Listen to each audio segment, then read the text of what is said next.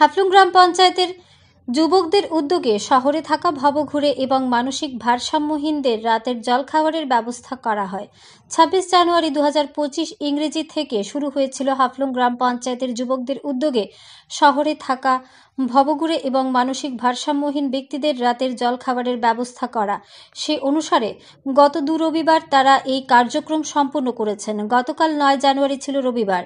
গতকালও হাফলংয়ের যুবকরা মিলে শহরের বিভিন্ন আনাচে কানাচে থাকা ভবঘুরেদের বের করে এবং মানসিক ভারসাম্যহীনদের রাতের খাবারের ব্যবস্থা করেন।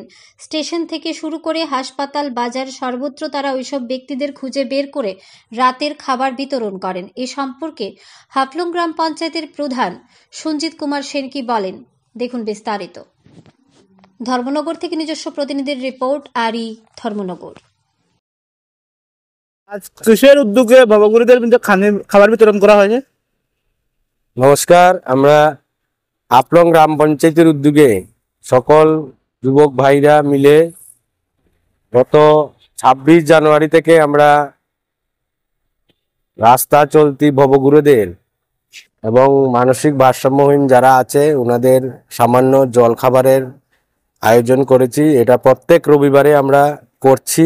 আজকে আমাদের 3য় রবিবার, সুন্দরভাবে আমরা চালাচ্ছি। আপনারা আশীর্বাদ করবেন আমরা যেন সেই কার্যক্রমটি সম্পূর্ণরূপে চালিয়ে যেতে পারি, সেই শুভকামনা সবার কাছে থাকবে।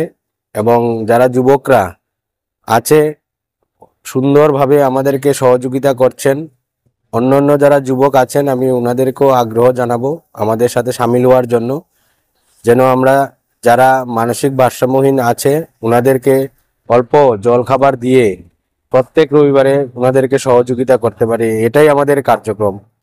আপনার পরিচয়? আমি হাফলং গ্রাম পঞ্চায়েতের প্রধান, আমার নাম সঞ্জিত কুমার সেন।